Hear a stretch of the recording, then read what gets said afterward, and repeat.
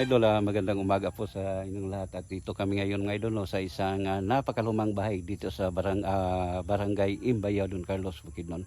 Kasi mga idol, may nag-recommend sa atin na mayroon daw ditong bahay na mga luma. So nandito kami ngayon para makita namin ang bahay na to. At nagpapasalamat tayo mga idol, sinamahan ni nanay na siya mismo ang anak ng may-ari dito. So kita natin mga idolo, ang lumang bahay ay nasa 60 years na pala siya na simula nung naitayo at na-abandon siya mga idol ng 25 years. So tara, may buntag na Buntag po sir. Oo. Ano yung karon diri na para nga mag-documentary sa karaan ninyo nga balay.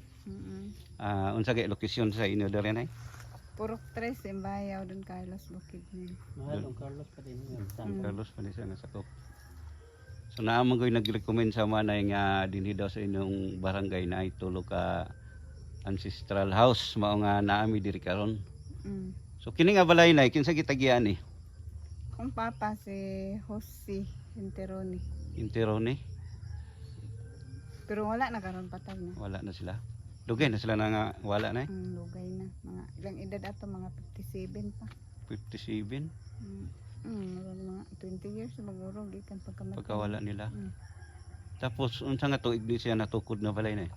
1965. So 1965, 65 years na. 60 years. 60 years. Oo. Ancestral na. Ancestral na siya na house. Kini nga balay na pila na katuig nga wala siya napuyan. Lugay na sir oy. Pero naapay nakapuyo nga after pagkawala sa imong papa. Naapay nakapulig-puyo. Kami nagpuli. Puli. Dayon, pila katuig mo diri? Mga 5 ra ka tuig. 5. Dugay na punto. Mga 19 mga 2000 na tingay wood to. 2000. So ibutan na to 2000, 15 na. Dili. Mga 20. 25. Oo na. 25 years siya nang abandon pero inorya pong ganihan kay kuno sa mga gamit. Okay pa ma'am. So kito yung mga lanay nalimtan na mo. Esmeralda Cupra. Yun. Nagpasalamat mi na nga welcome din sa pag-ani sa inyong balay. Kaya mo po ipakita sa social media nga napaday balay na bilin nga mga karaan ancestral house. So usa imuha nga napili na mo nga iuna pero human ani na po dito katong ingon nimo nga igsuon ra day niya. Oo. So, kung papa. So yung papa sa paidugang yun. Naman po pa. So pila ka igsuon ng kamunay? Pila mo ka igsuon? Unom. Unom. Mm. Din pila ka bae? Duhara. Laki ang mga kuan. Ikapila ka? Ika-4. So ikaw pa to. Salamat tayo mga idolo kay nanay kasi approve tayo dito sa pag documentary dito sa kanilang ancestral house dito sa Purok 3 sa Imbayaw, Don Carlos, Bukidnon. So salamat kani ha. So amo sudlon-sulod nay aron makita sa mga katawhan nga unsay gigamit nga mga kahoy. Sige sir. Salamat. So mga idol, papasok na tayo doon sa may bahay para na tingnan natin kung ano ang mga ginagamit nila na mga kahoy. Pero sure ako idol na katulad din kay kang Nguho family at saka Alagaw family doon sa Old Lunglungan, Don Carlos, Bukidnon. Kasi sa dati na mga kahoy ginagamit ng bahay ay mga tugas at saka balayong yung tinatawag nila. Sulod sa ta.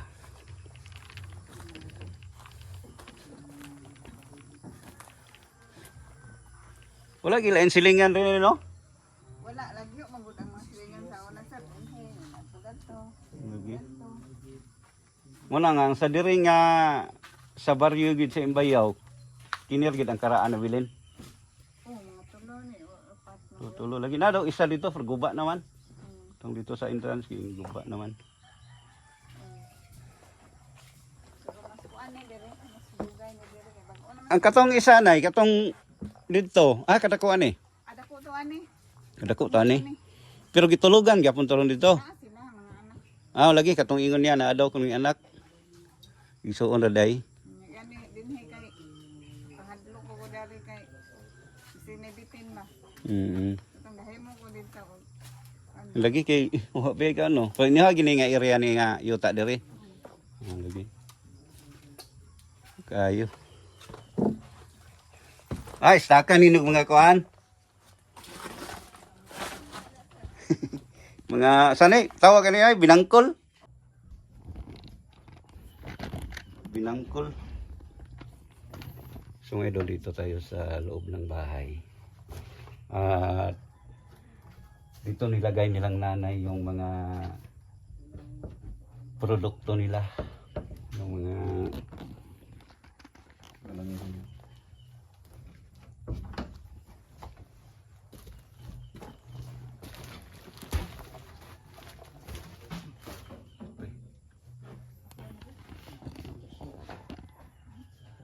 Tugas nito. kini nga hagdanan ay mao na gini sa una. Kining hagdanan ba mao na gini siya?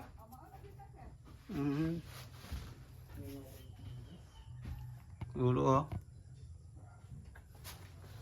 Dikon kasi hagdanan po no? Ito ni kaya. Tugas ya po Roy.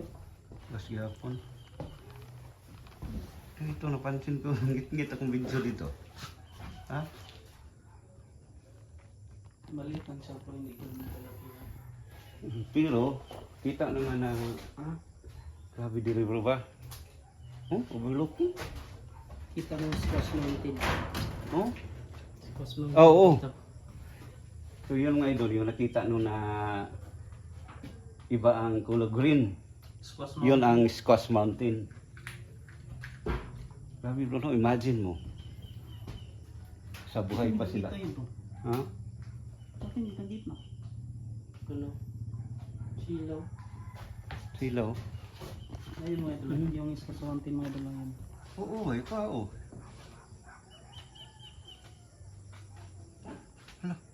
Ano to? Ay. Mga 4K kasi yan. Hmm? 4K kasi siguro. Ayan.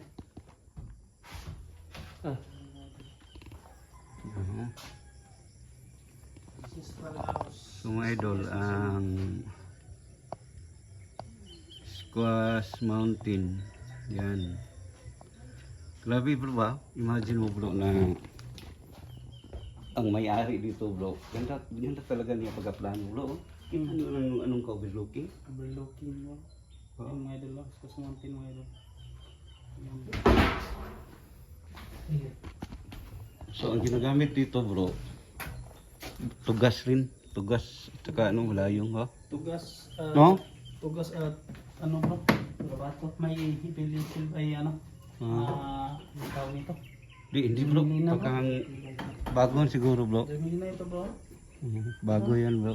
Ha? Bago, Oo, yung bago. sasaran niya. Pero ang dito sa taas bro, itong sin. Tugas. At yung sin niya bro. Ha? Ano? Hawakan mo bro. Karaan din yung sin bro. Hero. Hero.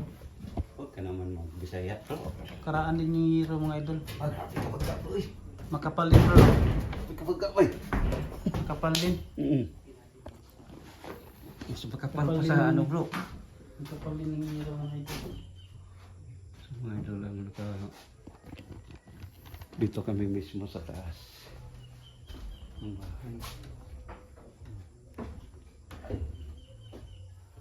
Ito mga idol ang area na yan ay sa kanilang magulang na yan yung area.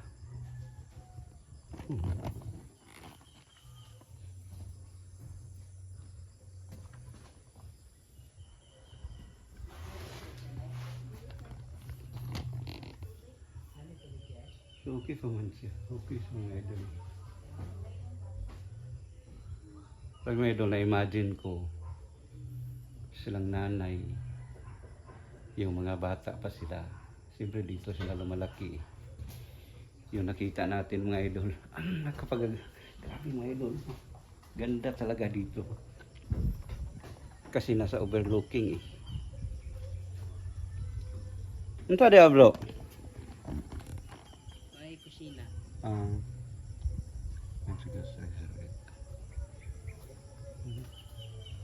At ito rin si nanay.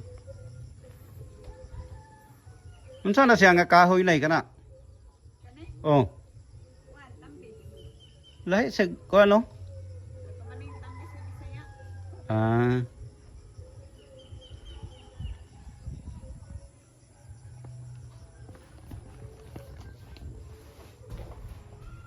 Ganda. Yan ang dalawa. Oh. Yan. Yung isa mga idol. Yan. Marunong yung sumayaw eh. Kanina, doon sana. Abangan nyo yung sayaw niya kanina eh. Tatak doon. Marang bro. Yan si ano. So mamaya idol, ikot tayo sa mismo sa bahay na yan. Doon sa ilalim, pakita natin sa inyo ang bahay na 60 years. Pero sabi ni nanay kanina sa interview namin mga idol ay nasa 25 years na siya na abandon na wala nang nakatira. Kasi nakatira sila dito, sabi na kanina na sa year 2000 ata. Oo. Year 2000. So nasa 25 years na wala na nakatira dito. Pero araw, minsan dito sila kasi sa kanila yung farm eh.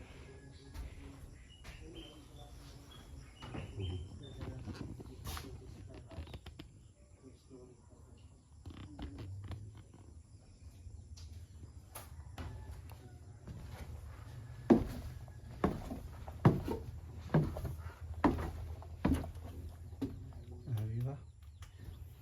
Karaang balay. Yan tawag na ano? Binangkol. Ito ang kusina. Ito. May natira pa silang kini nga lamisa na ikaraan pag gini na ino.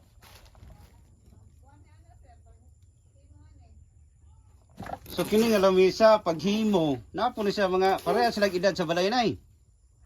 Parehag edad sa balay ning lamisa ha. So yun mga idol yung lamisa. Kita nyo naman kung ano ka. Grabe as lamisa oy. Tugas. Ano? Bro.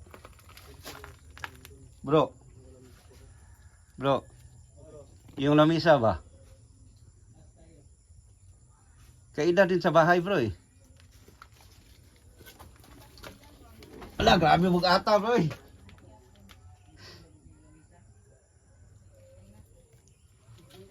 Grabe ka bugat.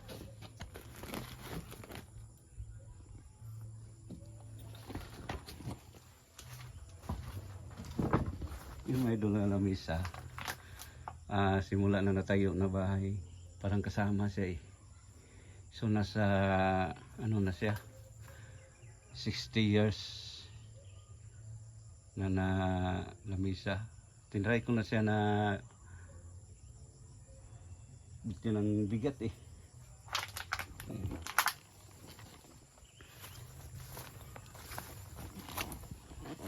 Ang kinanay bag-o na ni gibutang ninyo daan. Bag-o na giapas. Grabe ang lamisa ba? Wala pa ninyo dalahan ay gamiton, taas ng kayo ha. Tugat kaya kung kaya sa. Grabe.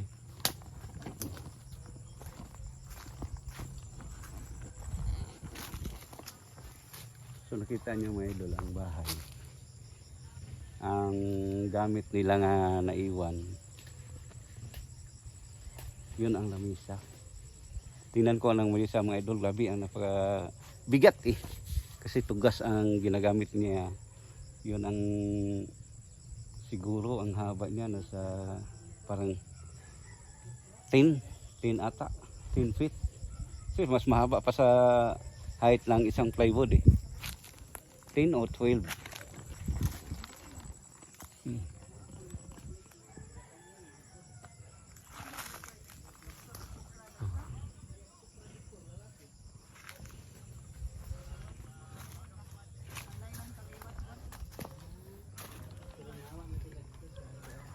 Ligon pa man siya nga balay. Gira dito. Sige mag-gira dito. Oo. Gani sir o kuan ba? Lawaan pa man ni sir. Ang gani. O kanay laksi bitaw pero kanay ako ni pangpuli na ni mga Jimilina. Kini mo na puli nga bago. O kanay kuan. Jimilina na na. Pero kana siya, kauban ni na siya diha. Kini yung mga lawaan. O lawaan na. Kato man ang gina-ana ba? O Gilaksi ra. gilaksi. Laksi. Nga dingding. Mo man ay isa una gyud. Kuwapo kay nga area diri bro ba kay diri ba overlooking kayo. Pero murag sa unang panahon murag pikig gindalan diya ba? O pikidalan. Karon giwa mo gid nila natiwas. So diri gid ka nagtubo nay. Kuan. Agabalhin yapon ni. Nag high school lang ko sa pangantukan. Pero diri gid mo gi anak tanan ng Dili igsoon. bigi anak kanya tungod sa panginambuhian. Mga Balhin. tumig pantaron So pangantukan. mga idol, tapos na tayo sa pag investigate sa taas. Tiningnan natin kung ano ang mga luma pang natira. Sa aming paglibot sa taas mga idol ay ang mga gamit na naiwan sa mga original na may-ari dito ay yung lamisa. Grabe talaga mga idol, napaka tibay na lamisa. Ang bigat eh. So yan, abangan niyo mga idol at mayroon pa kaming pupuntahan ng isang bahay. Sabi pa ni nanay kanina ang may-ari doon sa isang bahay ay kapatid din sa dito. So hanggang dito lang tayo. Maraming salamat talaga sa inyong walang sawang suporta. Keep safe and God bless all.